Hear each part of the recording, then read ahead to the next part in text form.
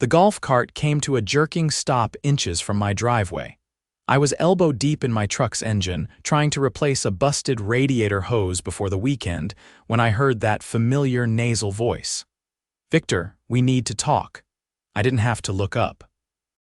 Only one person in the entire neighborhood had the gall to address me like that while I was clearly busy. Clarissa Hensley, president of the Oak Pines HOA and self-declared queen of the cul-de-sac.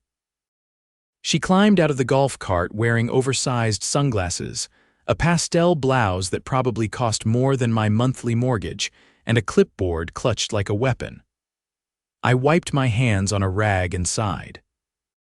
"What is it this time, Clarissa?" She flicked her bobbed hair and waved the clipboard like it was a summons. "I'm just giving you a heads up.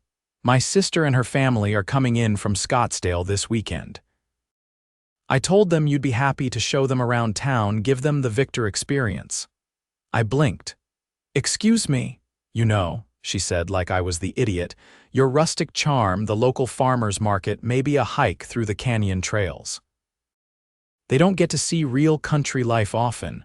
I'm not a tour guide," I said flatly, "and I've got plans." Her mouth pinched like she'd bitten into a lemon. "Victor, it's important we show guests that Oak Pines is hospitable. You're a resident.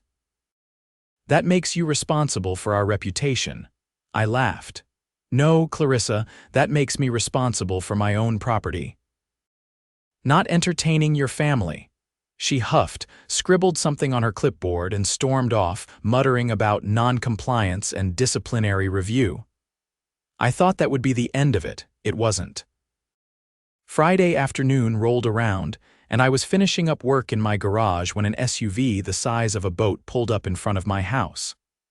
Out spilled Clarissa's sister, Angela, her husband, their teenage son Brandon, and a dog the size of a small bear. They didn't knock. They didn't ring. They just walked into my yard like it was a public park. Angela waved like we were old friends. "You must be Victor. Clarissa said you'd be taking us around today." "Nope," I said, not even looking up from the toolbox. Angela frowned. "But we flew all this way. We're only here for 3 days." "Sounds like a you problem," I said. Brandon kicked over one of my lawn gnomes. The dog took a dump near my porch. Angela gasped. "Is this how you treat guests?" "You're not guests," I said. "You're trespassers." That night I found an envelope taped to my door. Inside was a printed notice from the HOA citing me for unneighborly conduct, failure to participate in community engagement, and get this, willful neglect of hospitality duties. It was signed by Clarissa, and it came with a fine for $500. I nearly tore it in half, but then I noticed the HOA seal at the bottom was missing. And the signature line. It didn't list any board members, just Clarissa's name. She'd made it up. Clarissa had used HOA letterhead to fabricate a fine. Oh, she had no idea who she was messing with. Saturday morning, I was hauling a load of firewood from the side yard when I noticed the dog again, Clarissa's sister's furry menace, sniffing around my garden beds. Its leash was dragging behind it, but no one was holding it. I scanned the street. No sign of Brandon or his parents. I dropped the logs and stepped toward the mutt, clapping my hands to shoo it away from the tomato plants. It gave me a lazy glance and proceeded to dig a hole straight through the mulch. Before I could grab the leash, a voice rang out from across the road. "Don't touch him. He's sensitive." Angela came barreling out of Clarissa's front door in bright yoga pants and a glittery wine-o'clock hoodie, holding a mug like she was hosting a reality show. "He just needs space," she called, jogging over with zero urgency. "He's on my property," I said. "And he just uprooted half my basil." Angela clucked her tongue. "He's a rescue. He has anxiety in unfamiliar environments. You can't expect him to adjust overnight." I pointed at the leash. "Then keep him on that, or better yet, in your sister's yard," she scoffed. "Clarissa said this whole block is pet-friendly. It's in the community charter." "It says pets must be leashed and under control," I replied. "That doesn't mean they get free rein to destroy someone's landscaping." Angela yanked the dog's leash and muttered something under her breath about hostile men with control issues. I let her walk off without another word. I spent the next hour repairing the damage, repacking soil, replanting what I could, filling in the crater the dog left behind. I had just gotten the last plant upright when a police cruiser rolled slowly down the block and parked right in front of my driveway. Two officers stepped out. One of them I recognized, Officer Latham. The other was new. Latham greeted me with a nod. "Afternoon, Vic. We got a call about a disturbance involving a pet." I blinked. "You're kidding me." The younger officer flipped open a notepad. "Caller reported that you threatened to harm a dog and used aggressive language toward a visiting family." "You mean the off-leash dog that tore apart my garden? That one?" I pointed to the trampled herbs. Latham let out a slow breath. "Vic, I already figured there was more to it. But we had to respond. Protocol." I showed them the leash marks in the soil, the fresh paw prints, the broken stems. Latham took photos with his phone. "You got any security footage?" he asked. "I do now," I said. "Installed cameras out front this morning." "After yesterday?" Latham raised an eyebrow. "Something happened yesterday." I didn't answer. I disappeared into the garage, came back with a USB stick and handed it over. "This has yesterday evening and this morning. You'll want to watch it." They left 10 minutes later, promising to review the footage. I went back to work, already planning my next move. By early afternoon, a tow truck rolled into the neighborhood and parked near my mailbox. The driver hopped out and started examining my F-150 like he was about to hook it up. I dropped the wrench I was holding and stormed over. "Hey, what are you doing?" The guy held up a clipboard. "Order from Oak Pines HOA. Said this vehicle's been left unattended and is violating overnight parking rules. It's parked in my driveway." "Take it up with them," he said, tapping the paper. I snatched it out of his hands. Sure enough, it was on a fake HOA letterhead, same font, same layout, but no official seal, no board approval, just Clarissa's signature again. "You hook this truck," I warned, "and I'll press charges for trespassing and attempted theft." He hesitated. "Look, man, I'm just doing what the ticket says." I pulled out my phone and dialed. "Then you'll want to stay put. I'm calling the sheriff." The driver backed off fast. "No need for that. I'll double-check the work order." He peeled off before I finished dialing. That night, I printed out both the fake parking citation and the fraudulent fine from the day before. I added timestamps, highlighted the missing seal, and stapled them together. Then I drove down to the county clerk's office and filed a formal complaint for document forgery and harassment. Attached were still frames from my security footage, Clarissa taping the envelope to my door, Angela letting the dog run wild, and the tow truck guy snooping around my driveway. The clerk raised her eyebrows while scanning the forms. "You're not the first person to bring something like this in about Oak Pines." "Really?" She nodded. "We've had 3 other residents file similar complaints in the last 2 months, mostly about forged notices and unauthorized fines." I leaned in. "What happens now? County fraud investigators get involved," she said. "And if what you submitted holds up, we'll recommend a formal audit of the HOA's actions going back at least a year." That was exactly what I wanted to hear. By Sunday morning, the neighborhood was buzzing. Word had gotten out, probably from the tow truck driver, that something serious was about to go down at Oak Pines. People walked by my house more often than usual, pretending to jog or water their lawns while sneaking glances at my garage. I didn't mind. I had nothing to hide. Around noon, a gray sedan pulled up in front of Clarissa's house. 2 people stepped out, one in a county badge, another carrying a thick leather folder. They rang her bell, and within seconds, Clarissa appeared looking flustered, her hair still in rollers. They spoke for a while on her porch. She tried to laugh something off, but the investigator didn't crack a smile. Then they handed her a folded document and pointed at the folder. Clarissa turned pale and disappeared inside without another word. I was sipping a cold beer on my porch when Angela marched over, red-faced and breathing heavily. "What did you do?" she hissed. "You mean besides defending my property from fake fines and illegal tow attempts, you're ruining this entire weekend?" Clarissa's in tears. She said you made up some story to embarrass her. I held up my phone. Want to see the footage? There's no story, just facts. Angela's mouth opened, but nothing came out. Behind her, Brandon was trying to fly a drone over my fence. I walked past her, reached up, and caught it midair.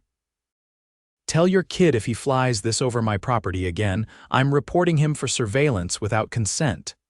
Angela grabbed the drone and stormed off. That evening, I got a call from Officer Latham. We reviewed the footage, he said. Everything checks out.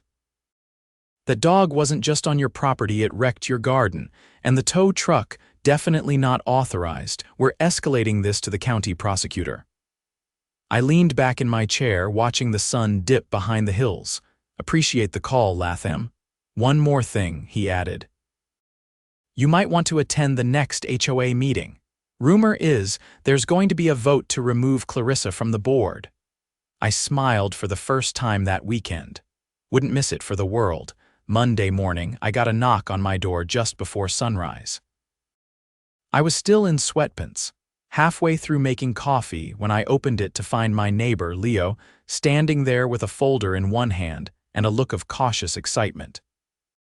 I know you've got your own war going on, he said, glancing over his shoulder, but you need to see this. I stepped aside and let him in. Leo was a retired forensic auditor who'd moved into Oak Pines 2 years ago. We'd said the occasional hello over the fence, but we'd never had a real conversation until now. He opened the folder on my kitchen table. Inside were printouts of HOA financial statements, meeting transcripts, and copies of checks. I started digging after I saw that tow truck, he said. Didn't sit right with me, so I requested the last year's worth of financial records from the HOA. They're required to provide them within 10 business days.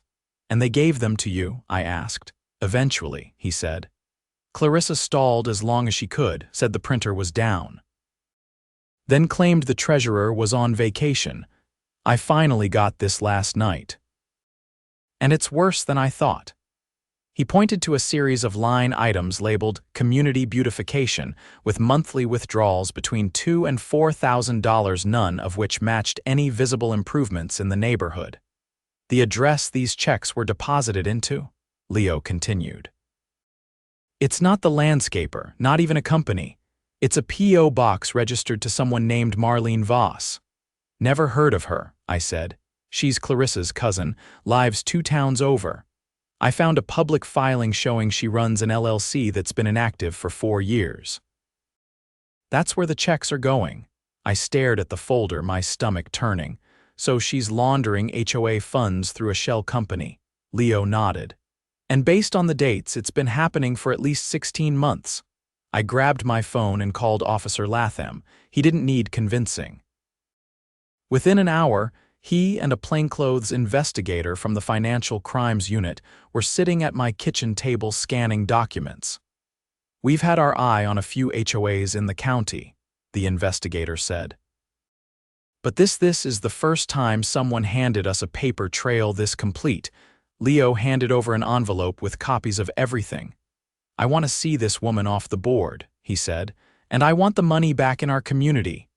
You may get more than that, the investigator replied. If this checks out, and it looks like it does, Clarissa's facing felony embezzlement charges.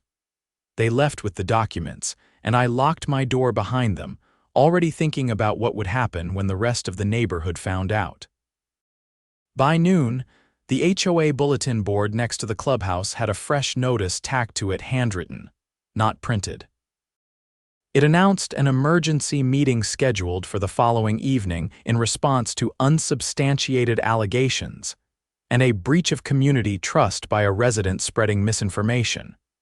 Clarissa was trying to get ahead of the fallout, but she wasn't fast enough. That evening, I walked a few blocks to the house of Trina Guzman, one of the board members who usually kept her head down during meetings. She answered the door cautiously, but when I explained why I was there, she let me in without hesitation. You've seen the financials? I asked. She nodded. Clarissa sent me a version, but it was missing entire months. I thought it was a mistake. It wasn't. I showed her Leo's full report. Her face tightened with each page. She always brushed off questions about the budget, Trina said. Told us we didn't need to worry about the accounting stuff, said the treasurer handled it. But we haven't had a treasurer since Craig moved to Florida. I hadn't known that. She's been signing everything herself, I said, Trina nodded, and refusing to hold elections. Said we didn't have enough interest. Tomorrow's meeting, I said, she's going to try to turn it into a witch hunt. I won't let her, Trina said. I'm calling the county liaison tonight. If there's no treasurer and no scheduled election, she's been in violation of our charter for months. By the time I got home, the sun was down and the street was quiet. I sat on the porch with a notebook, jotting down everything that had happened, dates, quotes, names. I wanted a timeline in case this turned into a legal mess. Halfway through, I noticed a car I didn't recognize idling across the street. It didn't belong to any of the neighbors. The driver's window rolled down just enough to see the glow of a cigarette. I watched it for a while. It didn't move. I walked back inside, grabbed my phone, and called Officer Latham again. You might want to send a cruiser through Oak Pines tonight, I said. Someone's watching my house from across the street. He didn't ask why. He just said he'd take care of it. 10 minutes later, the car pulled away without a sound. The emergency HOA meeting the next evening was standing room only. The room buzzed with tension. Clarissa sat at the front behind a folding table, wearing a blazer that looked like it came from a campaign rally. Angela and her husband sat in the front row, arms crossed, whispering to each other. I stood near the back next to Leo and Trina. The county liaison, a woman named Patricia Withers, stood off to the side with a briefcase and a clipboard. Clarissa tapped her microphone. We're here tonight to address some very serious accusations made by a resident who has consistently refused to participate in community events, has harassed guests, and has now taken it upon himself to spread damaging and false information. She glanced toward me, but I didn't blink. Let me be clear, she continued. The HOA operates under strict guidelines, our finances are reviewed regularly, and I have always acted in the best interest of Oak Pines. Patricia stepped forward. Actually, that's what we're here to determine, she said. Because after receiving several formal complaints, including one from a verified board member, we've initiated a compliance review. Per municipal code, any HOA under investigation must immediately suspend discretionary spending and cede financial authority to an independent auditor. Clarissa froze. Angela stood up. You can't do that. This is a private association. Patricia didn't even turn toward her. You're mistaken. When an HOA collects dues from residents, it falls under county jurisdiction. And since there's no treasurer on record and no election has been held for over a year, your board is non-compliant. A murmur spread through the room. Clarissa reached for a stack of papers. These accusations are politically motivated. This entire thing is a smear campaign. Leo stepped forward and held up a copy of the check trail. He didn't speak. He just handed it to Patricia. She flipped through it slowly, then looked up. We'll be turning this over to the district attorney's office. This constitutes potential wire fraud, embezzlement, and falsification of official documents. Clarissa stood up. This is ridiculous. I demand this meeting be adjourned, her voice cracked. Patricia ignored her and addressed the room. In the interim, residents may nominate a temporary board to manage basic functions. An election will be scheduled within 45 days. Until then, all prior board decisions are suspended and all accounts frozen. Angela stormed out. Her husband followed. Brandon kicked over a folding chair on his way after them. Clarissa didn't move. She just stared at the table, her hands clenched into fists. I walked out into the night, the warm air buzzing with quiet conversations and low laughter. Neighbors who'd never spoken more than a word to me nodded as I passed. Some clapped me on the back. Others just looked relieved out by the curb. Leo lit a cigar and handed me a folded piece of paper. What's this? Nomination form, he said. You'd make a damn good board member. I shook my head. I'm not looking to run anything. Good, he said. That's exactly why you should. I looked down the street toward Clarissa's house. The porch light was off. For the first time in 3 years, the place looked small. I tucked the form in my pocket. I hadn't decided anything yet, but I knew one thing for sure. The days of Clarissa running Oak Pines like her personal kingdom were over. Tuesday morning, I stepped outside to find a folded letter tucked beneath my windshield wiper. No envelope. Just thick cardstock with my name written in looping cursive. I open it slowly and read, "Victor, you've made your point, but some of us still believe in civility. If you want to be part of this neighborhood, you'll need to decide what side you're on. See." I read it twice. Then I walked it straight inside and dropped it into a manila folder I'd labeled HOA, Evidence. That folder was already thick with documents, photos, and printed emails. This was just another page in a story that had taken a sharp turn. Clarissa had gone quiet since the meeting, but her allies weren't done. That afternoon, a knock came from the back gate. I found Donnie Greaves, the HOA's former security liaison, standing there in a tucked-in polo and mirrored sunglasses that seemed permanently fused to his face. He looked up from a clipboard. "We're doing a voluntary inspection of all tool sheds, fences, and auxiliary structures. Mind if I take a look around?" I crossed my arms. "You're not with the HOA anymore." He tapped the clipboard. Still a concerned neighbor. "Just trying to help keep things tidy." "I've got cameras back here now," I said. "So if you're thinking of stepping on my property without a warrant, I suggest you rethink that." He hesitated. "No need to get defensive, just thought maybe we could smooth things over." "There's talk you might be running for the board." "Who's talking?" Donnie shrugged. "Doesn't matter. What matters is people like order. They don't want chaos. Clarissa might have bent a few corners, but she kept the place predictable. She stole from us, allegedly." I didn't answer. I just waited. Donnie sniffed once, turned on his heel, and left through the gate without another word. That evening, I got a call from Trina.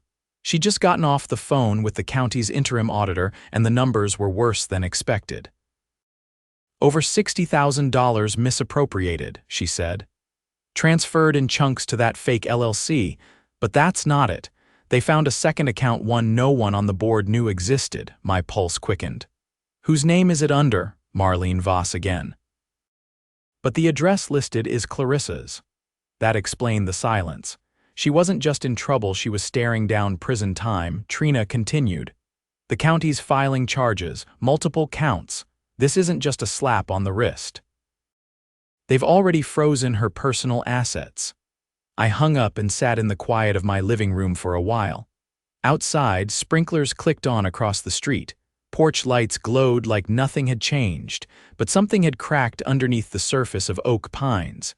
The illusion was gone. The next day, Leo invited me over for lunch. His kitchen smelled like smoked paprika and slow roasted pork. He handed me a plate and motioned to the dining table where a laptop sat open with a spreadsheet. "So I've been thinking," he said between bites. "We can't just clean house. We need to replace the whole structure. New bylaws, term limits, financial transparency." I nodded. "Start from scratch, exactly. But it'll only work if we have people who aren't looking to control everyone's mailbox color." I chuckled. "You mean no more clipboard patrols?" Leo grinned. "Not unless they're handing out barbecue." He showed me a draft of the new charter. 3 board positions, monthly open meetings, required public posting of all expenses, and the big one, no more private fines. All violations would require mediation through a neutral third party. I spent the next 2 hours helping him tighten the language. We agreed to present it at the upcoming election meeting. 2 days later, the county prosecutor's office held a press conference outside the courthouse downtown. Clarissa didn't show, but her lawyer did, and he didn't deny the charges. Fraud, embezzlement, forging official documents, misuse of community funds, 4 felony counts, each carrying jail time. The investigator read off the list with the dry precision of someone used to dealing with white-collar crime.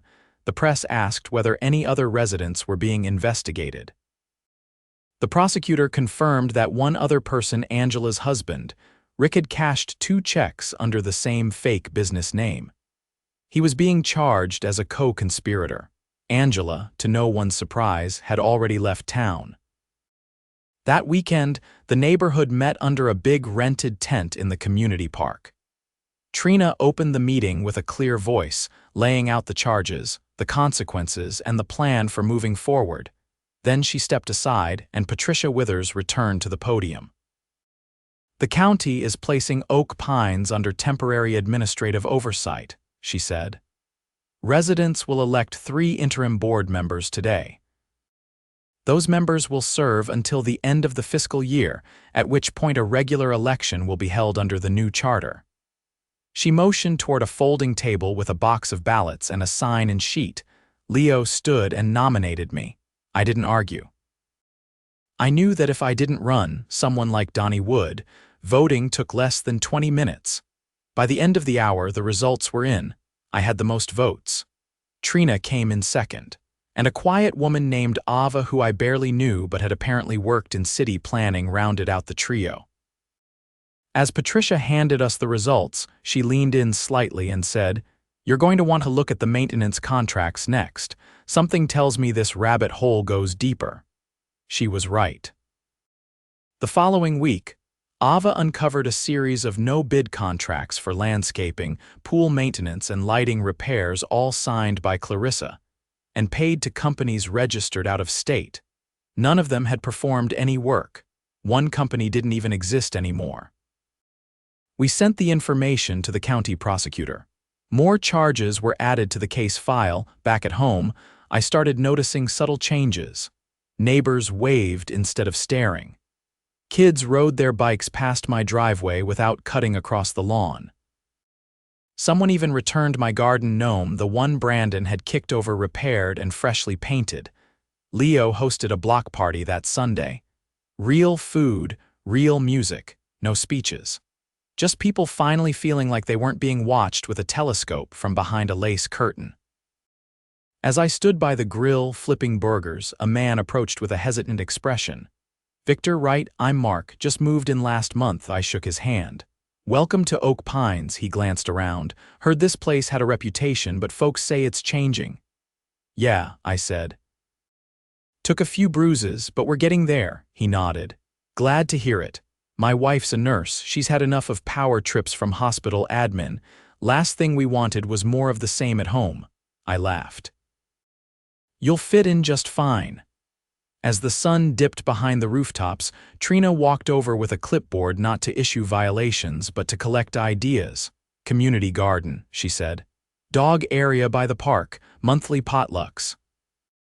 People are starting to dream again.